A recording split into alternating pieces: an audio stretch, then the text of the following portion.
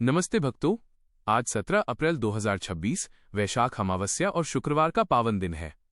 आज के इस शुभ अवसर पर एक हरी दूर्वा घास वाला विशेष उपाय आप जरूर से कर लेना। शाम के समय जब आप संध्या आरती करें तब अपने मुख्य द्वार पर एक दीपक जलाएं और उसमें हरी दूर्वा घास डाल दें। मान्यता है कि शाम के समय मुख्य द्वार पर दूर्वा घास युक्त दीपक जलाने से श्री हरि विष्णु भगवान का आशीर्वाद आप पर सदैव बना रहता है और माता लक्ष्मी की विशेष कृपा प्राप्त होती है। इससे आपकी हर मनोकामना पूर्ण होगी और भक्तों, आपका घर खुशियों से सराबोर हो जाएगा। आप शीघ्र ही वैभवशाली और समृद्ध बन जाएंगे, क्योंकि भक्तों, इस बार 17 अप्रैल को वैशाख अमावस्या और शुक्रवार के संयोग से बहुत सारे शुभ महासंयोग बन रहे हैं। इसीलिए इस दिन इस महा उपाय को आप पूरी निष्ठा और अटूट श्रद्धा भाव से करें, ताकि माता लक्ष्मी तुरंत ही प्रसन्न हो और आपकी दरिद्रता का नाश हो जाए। इस दिन शाम के समय अपने मुख्य द्वार पर दीपक में दूर्वा घास डालकर जलाना कदापि न भूलें। यही वो दिव्य दीपक है जो आपके घर की नकारात्मकता और बुरी छाया को दूर रखता है, जिससे धन की विपत्ति नहीं आती और रोग शोक की बाधाएं दूर रहती हैं। संध्या आरती के समय मुख्य द्वार पर ये दीपक जलाना इसलिए भी आवश्यक है क्योंकि पंडित जी ने अपनी हालिया कथा में इसके महत्व के बारे में विस्तार से बताया है।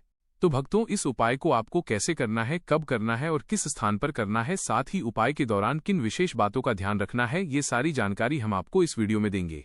तो चलिए भक्तों, जानते हैं कि वे कौन कौन सी सावधानियां हैं जो आपको बरतनी है, क्योंकि यदि आप इन सावधानियों को जाने बिना कोई त्रुटि करते हैं तो लाभ के स्थान पर जीवन में दरिद्रता का वास हो सकता है।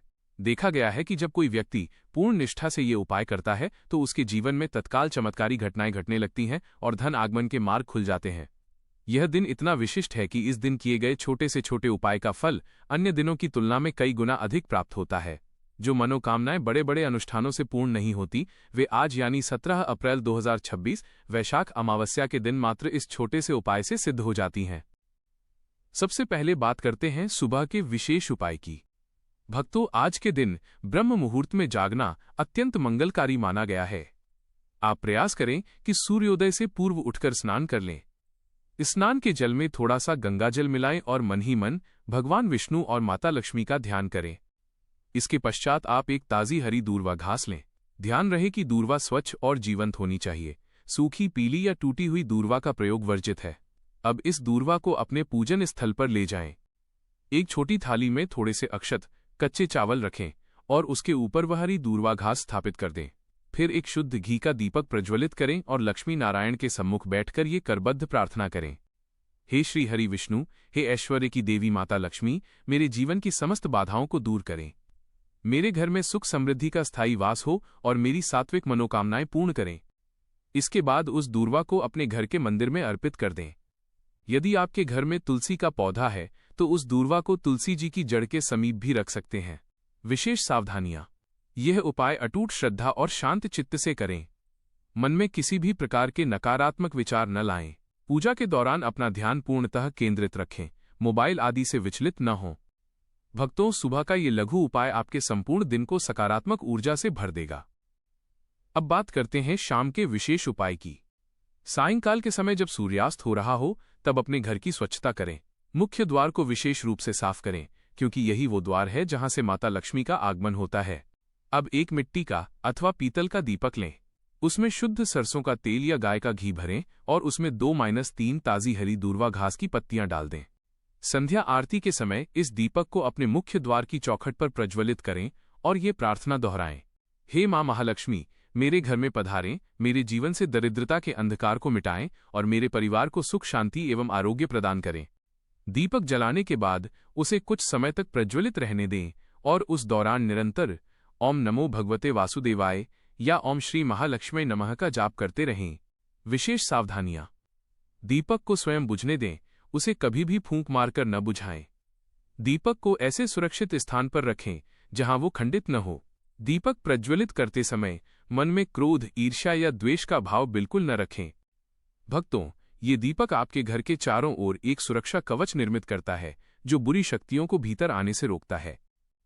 अब श्रवण करें एक अत्यंत पवित्र और भावपूर्ण विस्तारपूर्वक कथा। प्राचीन काल की बात है। एक अत्यंत शांत और मनोरम ग्राम में माधव नाम का एक ब्राह्मण निवास करता था। माधव स्वभाव से सरल, मृदुभाषी और भगवान श्रीहरि का परम भक्त था, किंतु प्रारब्ध के कारण उसके जीवन में घोर दरिद्रता थी। उसकी स्थिति ऐसी दयनीय थी कि परिवार को 2 समय का भोजन जुटाना भी कठिन हो जाता था। उसकी झोपड़ी जीर्ण शीर्ण थी और वस्त्र फटे हुए थे, परंतु उसकी आंखों में ईश्वर के प्रति जो ज्योति थी वो कभी मंद नहीं हुई। ग्रामीण अक्सर उसका परिहास करते कि माधव, तुम दिन भर नारायण का नाम जपते हो, फिर भी भूखे रहते हो। माधव धैर्यपूर्वक उत्तर देता, मेरे प्रभु की लीला वही जाने, मैं तो बस उनका सेवक हूं। एक बार वैशाख मास की भीषण गर्मी के दौरान गांव के समीप एक वटवृक्ष के नीचे एक तेजस्वी महात्मा का आगमन हुआ।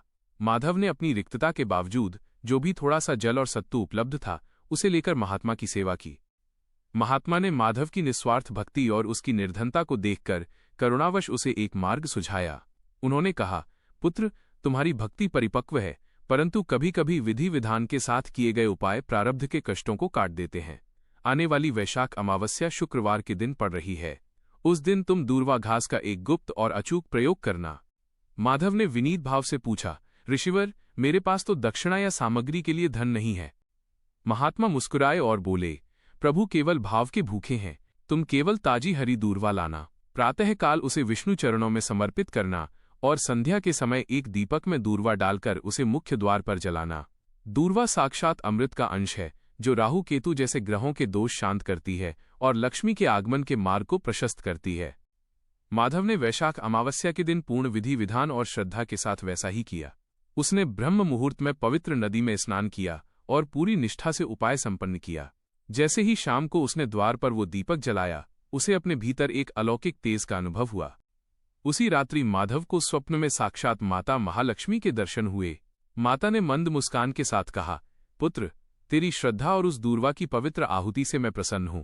आज से तेरे घर में अभाव का अंत होगा। अगले ही दिन गांव के पूर्व जमींदार का वंशज माधव के पास आया और उसे बताया कि एक पुरानी वसीयत के अनुसार गांव की एक उपजाऊ भूमि का स्वामित्व माधव के पूर्वजों का था।